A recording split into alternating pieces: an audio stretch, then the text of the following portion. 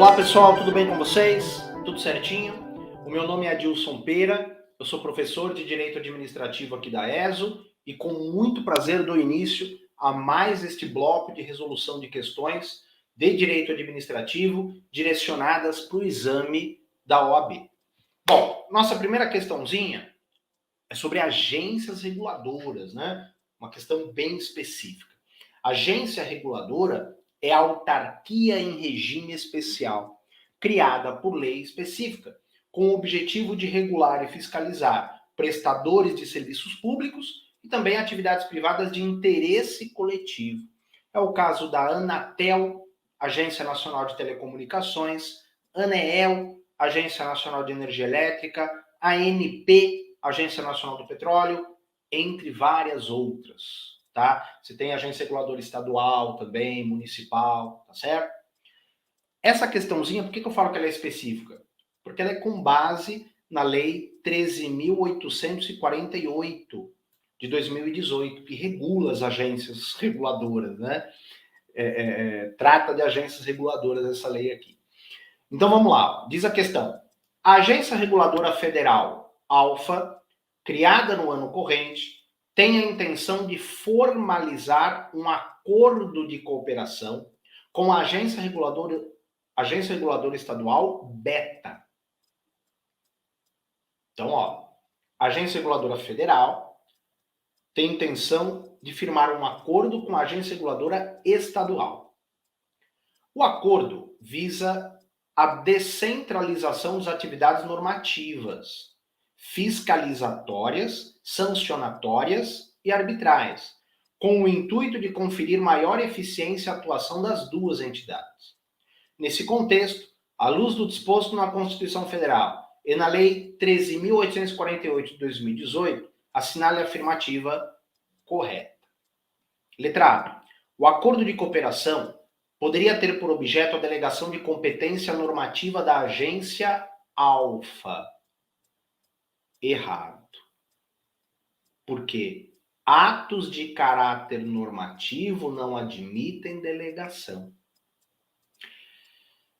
Isso é previsto na Lei 13.848, mas você poderia eliminar essa alternativa aqui com base também numa outra previsão legislativa, que é a Lei do Processo Administrativo Federal, Lei 9784/99, que estabelece que os atos de caráter normativo não admitem delegação, lá no artigo 13. Tá? É o que a gente viu nas aulas regulares de ato administrativo, não se admite delegação, o NOREX. NOREX. Ato de caráter normativo, decisão em recurso administrativo e ato de competência exclusiva do órgão agente. Ó,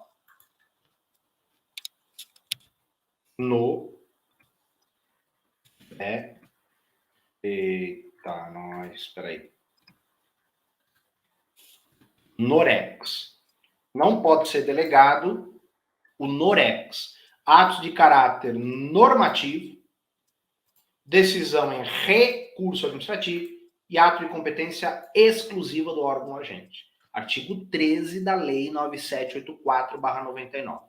De qualquer forma, a Lei 13.848 também faz essa previsão, que ato de caráter normativo não pode ser delegado. Certo? Beleza. Letra B. A execução da fiscalização do objeto da delegação pela agência BETA, por ser estadual, não precisa observar as normas federais pertinentes. Precisa. Precisa, é um acordo, né? Então, tanto deve ser observado norma federal como norma estadual, já que você tem ali um acordo, né, de vontades, um ajuste envolvendo dois entes federados de esferas diferentes, federal e estadual. Tá? Letra C. A execução da competência delegada pelo acordo de cooperação à agência BETA independe do acompanhamento e da avaliação pela agência ALFA. Independe é o que está errado. Depende do acompanhamento e da avaliação pela agência ALFA, por expressa previsão legal. Depende. E letra D, a agência alfa, havendo delegação de competência, permanecerá como instância superior e recursal das decisões tomadas no exercício da competência delegada à agência alfa. Correto. Letra D, correta. Galera, isso é previsto no artigo 34, parágrafo 7º desta lei aqui. 34, parágrafo 7º. Vamos dar uma olhadinha? Ó. Lei 13.848, 2019, dispõe sobre a gestão, organização, processo decisório, controle social das agências reguladoras. Então, vamos dar uma olhadinha, artigo 34, parágrafo 7º. Vamos descer lá.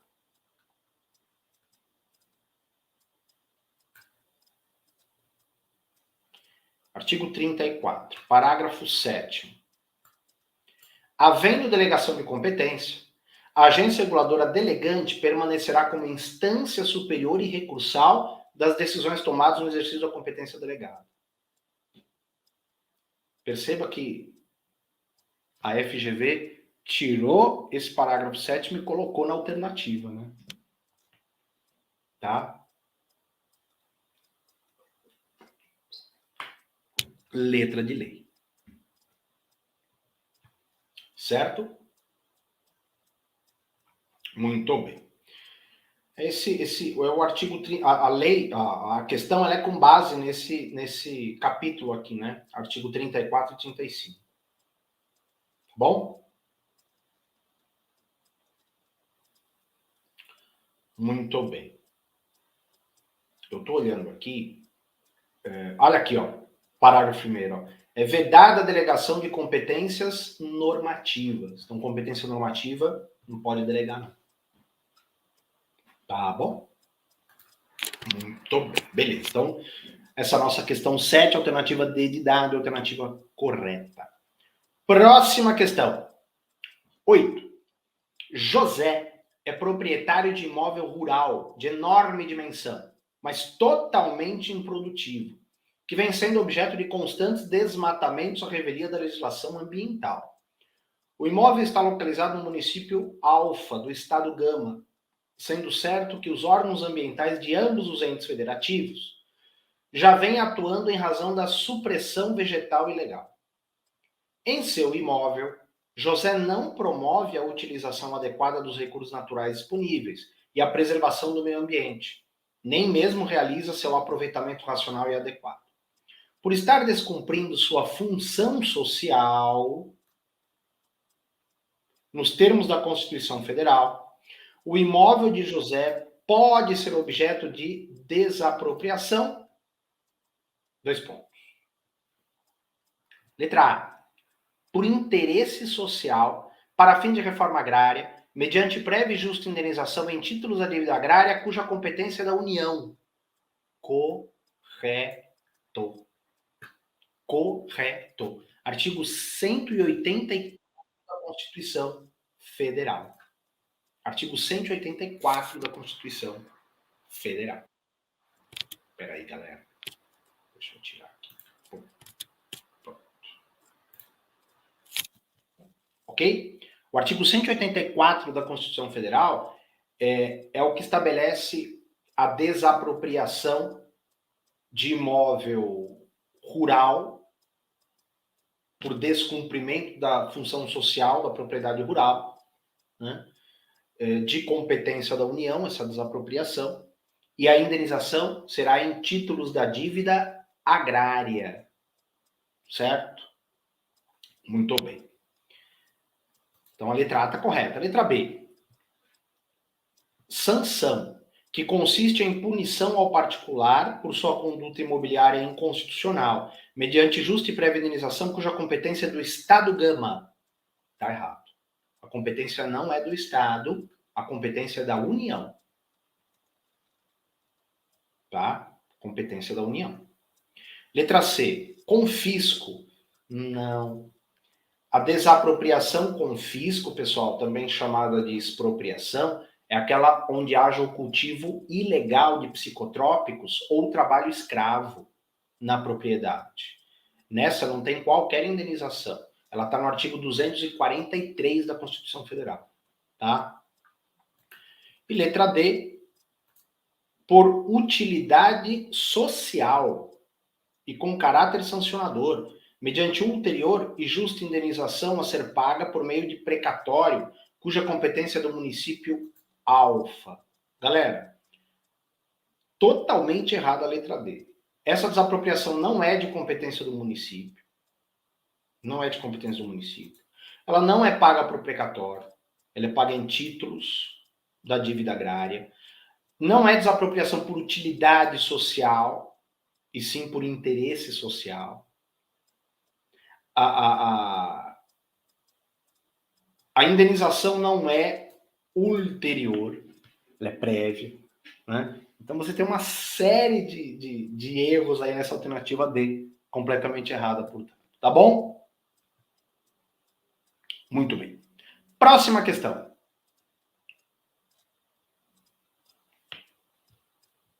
A sociedade empresária Alfa praticou um ato lesivo à administração pública de um país estrangeiro, atentando contra os compromissos internacionais assumidos pelo Brasil no âmbito do combate à corrupção.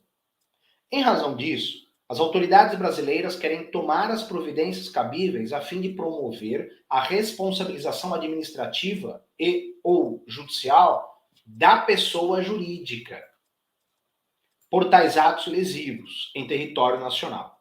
Considerando os fatos narrados à luz da Lei 12.846 de 2013, Lei Anticorrupção, assinale a afirmativa correta. Letra A.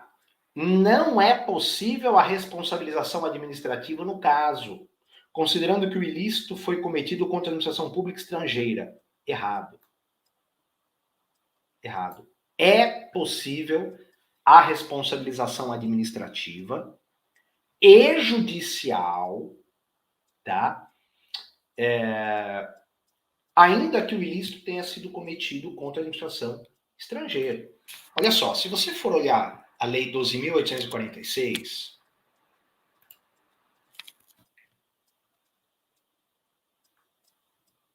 o próprio preâmbulo ele prevê, né?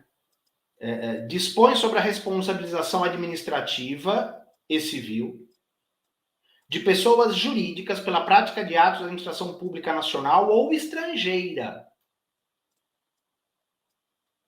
e dá outras providências. Beleza. Então, letra A, errado. Letra B. Não é possível a responsabilização administrativa e ou judicial da sociedade empresária Alfa, mas apenas de seus sócios administradores. Errado. Errado. De novo, olha aqui, ó. O preâmbulo fala responsabilização administrativa e civil de pessoas jurídicas pela prática de atos contra a administração pública nacional e estrangeira. Tá? Certo? E essas pessoas jurídicas, elas podem ser punidas nas duas esferas, né? Na esfera administrativa e na esfera judicial, esfera civil. Então você tem punições aplicadas na esfera administrativa e punições aplicadas na esfera judicial. Letra C. Na esfera administrativa, após o devido processo administrativo, é cabível a dissolução compulsória da sociedade empresária.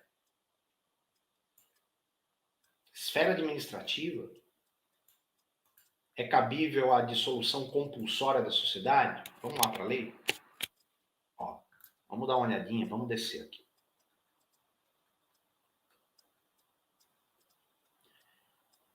Processo administrativo de responsabilização. Acordo de leniência. Da responsabilização judicial. Opa! Dissolução compulsória da pessoa jurídica. Ah, então a alternativa está errada.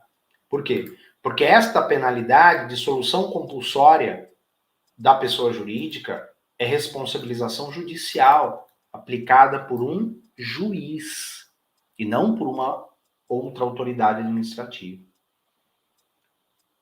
Tá certo? Olha o artigo 18, ó. Na esfera administrativa, A responsabilidade da pessoa jurídica não afasta a possibilidade de sua responsabilização na esfera judicial. Como a questãozinha diz aqui, ó, na esfera administrativa é cabível a dissolução compulsória, na esfera administrativa não, apenas na esfera judicial. Tá? E letra D, a responsabilização administrativa da sociedade empresária alfa não afasta a possibilidade de sancionar na esfera judicial, com base na legislação específica. É o artigo que a gente acabou de ver. Não é isso? Artigo 18 da Lei 12.846. Certo? Lá para cima, nós temos as sanções administrativas.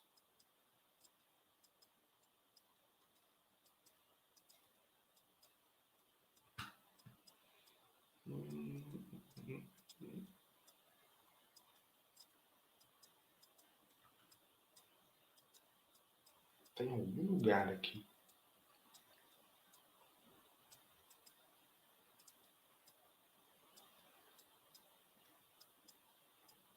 Bom, eu não vou ficar procurando para a gente não perder tempo, mas em algum dispositivo você tem as sanções administrativas. Pronto, tá aqui. Artigo 6º.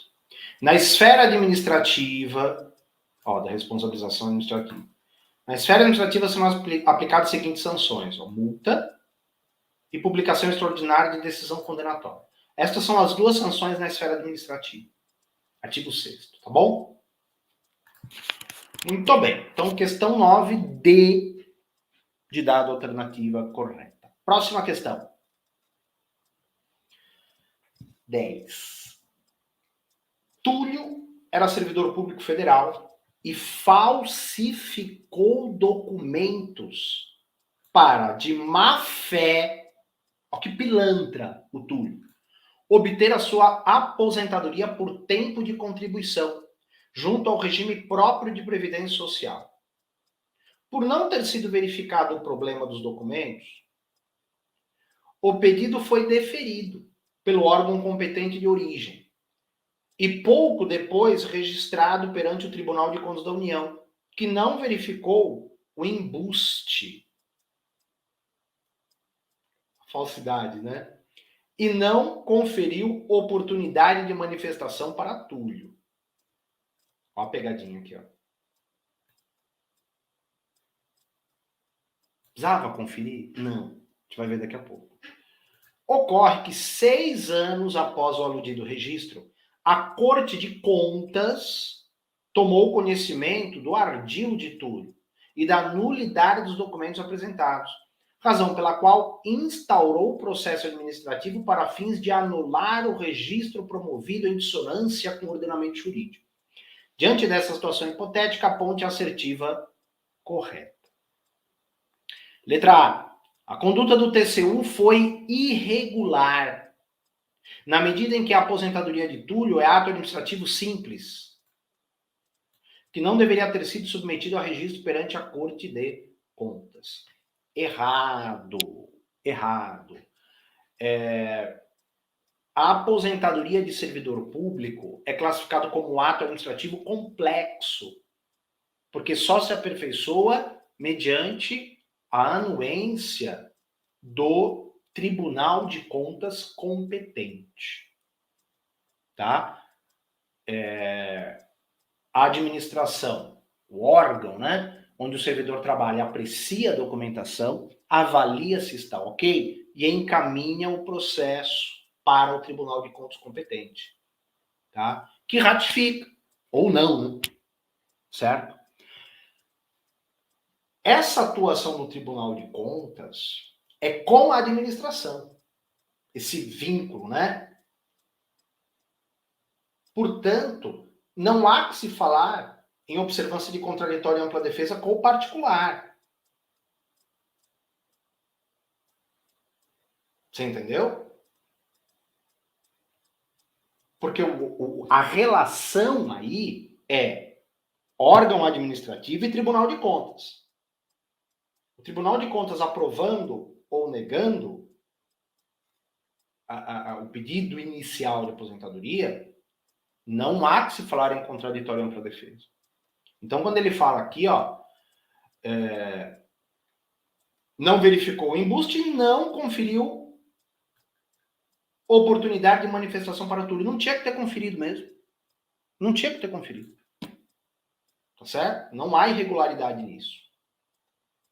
Então aqui você tem esse erro que fala que é ato simples e não é. É ato complexo. Essa é a classificação adequada, tá? Letra B. O exercício da autotutela para fins de anular a aposentadoria de Túlio não está fulminado pela decadência diante de sua má-fé. Correto. Correto. A Lei 9784/99, 9784/99, no artigo 54, prevê que decai o direito da administração a anular atos administrativos que decorram efeitos favoráveis a terceiros de boa-fé em 5 anos. Boa-fé. Transcorreu 6 anos, só que ele está de má-fé. Portanto, não se operou a decadência. O ato pode ser anulado? Pode. Deve, na verdade, né? Letra B, portanto, está correta, né? O exercício da autotutela para fins de anular a aposentadoria de Túlio não está fulminado pela decadência diante de sua má-fé. Então, a letra B está correta. Tá bom? A letra B está correta. Letra C. O registro da aposentadoria de Túlio foi irregular, pois dependia da garantia da ampla defesa do contraditório perante o TCU. Errado. Errado. Não tem que ter contraditório e ampla defesa aqui, porque é concessão inicial de aposentadoria. Letra D. A anulação da aposentadoria não é mais viável, considerando que transcorrido o prazo prescricional de 5 anos. Primeiro que não é prazo prescricional, é decadencial. Segundo que não se opera a decadência porque ele está de má fé. A decadência só iria se operar se ele tivesse de boa fé, tá? Galera, eu quero que você registre aí, para você dar uma olhadinha, o artigo 71 da Constituição Federal, tá? Que traz a competência do Tribunal de Contas, e a súmula vinculante número 3 do STF. Essa daqui eu até deixei reservada aqui para a gente dar uma olhadinha. Olha só. Olha aqui a redação, ó. Nos processos perante o Tribunal de Contas da União, assegura-se o contraditório e ampla defesa quando da decisão puder resultar anulação ou revogação de ato administrativo que beneficie o interessado, excetuada a apreciação da legalidade do ato de concessão inicial de aposentadoria, reforma e pensão. Caraca, pera, você leu o comecinho da súmula vinculante número 3, e parece que tinha que conceder, né, o contraditório e ampla defesa, mas aí na parte final a gente vê que tem uma exceção, e a questão justamente tratava dessa exceção, né? Concessão inicial de aposentadoria. Então, excetuada a apreciação da legalidade do ato de concessão inicial de aposentadoria. Aí não tem que assegurar contraditório e ampla defesa. Tá bom? Beleza? Muito bem. Então, ó, súmula vinculante número 3 do STF. Ok? Muito bem. Vamos voltar. Então, questão 10, letra B de bola, né? Próxima questão, 11. A administração do município Alfa está construindo uma ponte para facilitar o acesso dos produtores rurais ao seu centro urbano. Para a realização da construção, o ente necessita utilizar a propriedade privada de Fernando, um terreno não edificado vizinho à obra, enquanto perdurar a atividade de interesse público, para a qual não há perigo iminente. Considerando as modalidades de intervenção do Estado na propriedade, a administração do município Alfa deve... 2 pontos. Galera, por que ele fala que não há perigo iminente? Para você excluir uma forma de intervenção que é a requisição administrativa. Está lá no artigo 5º, inciso 24 da CF, né? 24 ou 25 da CF. Artigo 5º. A administração ela pode utilizar a propriedade particular quando há perigo público iminente. Aqui não é o caso. Então, não é caso de requisição administrativa, mas é caso de ocupação temporária, também chamada ocupação administrativa. Tá? Então, a ocupação temporária é a utilização pelo poder público de propriedade particular, tá? Para a realização de atividades de interesse público sem que haja urgência. Como, por exemplo, a utilização de terreno particular não edificado para servir como canteiro de obras. É justamente o exemplo que a gente dá em sala, né? De ocupação temporária, tá? Então aqui, ó, a letra A diz realizar o tombamento. Tá errado, não tem nada a ver com tombamento. Tombamento é para preservar as características históricas, culturais, científicas da propriedade. B, determinar a requisição. Requisição é em caso de urgência. Também tá fora. Letra C, efetuar a ocupação temporária do bem de Fernando, passiva de indenização pela utilização do terreno em ação própria. Correto. Galera, tome nota aí. É o que prevê o artigo 36 do Decreto-Lei 3365/41. Artigo 36 do Decreto-Lei 3365/41. Então, questão 11, letra C de casa está correta. Fechou? Muito bem. A letra D fala assim, ó, implementar uma servidão administrativa no bem de Fernando. Errado. Também não tem nada a ver com servidão, né? A servidão ela é permanente. Ao contrário da ocupação, que é temporária, é transitória. A servidão é a passagem de gasodutos, oleodutos, aquedutos, pela propriedade particular, ou então de fiação elétrica de alta tensão suspensa por torres, pela propriedade particular. Né? Isso é servidão administrativa. Tá legal? Questão 11, letra C. Fundamento, artigo 36 do Decreto-Lei 3365/41. Muito bem. E, por fim, questão 12.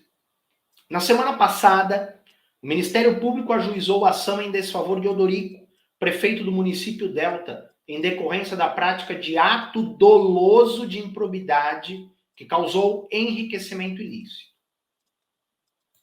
Perfeito. Ato doloso, né, causou enriquecimento ilícito. Após os devidos trâmites processuais, o juízo de primeiro grau verificou a configuração dos elementos caracterizadores da improbidade, incluindo o dolo específico, razão pela qual aplicou as penalidades combinadas na legislação. Sobre as penalidades aplicadas ao prefeito Odorico, assinale a afirmativa correta. Letra A. É cabível a execução provisória da penalidade de perda da função pública com seu imediato afastamento do cargo? Errado. A lei de improbidade estabelece que as sanções só podem ser aplicadas com o trânsito em julgado da decisão condenatória. Tá? Então, não há que se falar em execução provisória da penalidade. Tá bom? Só com o trânsito em julgado.